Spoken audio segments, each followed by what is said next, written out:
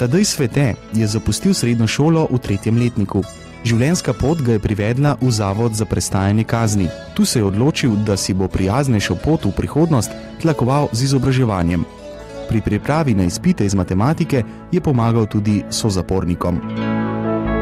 Začetek je najtežji, ne?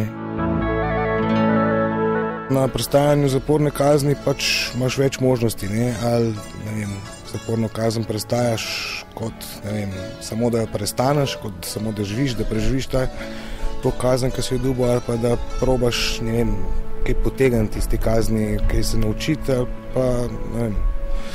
Jaz se pač odločil za šolanje. Na začetku v bistvu bilo sicer najtežje, ne, ker imaš v bistvu nekak strah. Ampak po prvih izpitih, ko sem jih naredil vse izpite za 3. pa 4. letnik in sem se odločil, ker sem videl, da mi pač stvar gre, da nadaljujem, in sem se odločil še za maturo.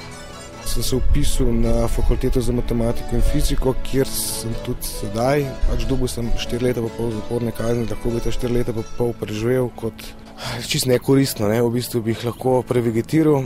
Jaz sem pač naredil maksimalno, kar sem lahko. Naredil sem šolo, izboljšal sem odnose. V izobraževanju dajemo zelo velik poudarek, saj izobraževanje je tudi ena izmed temeljnih človekovih pravic, ki jih pač skušamo tudi v zaporu realizirati.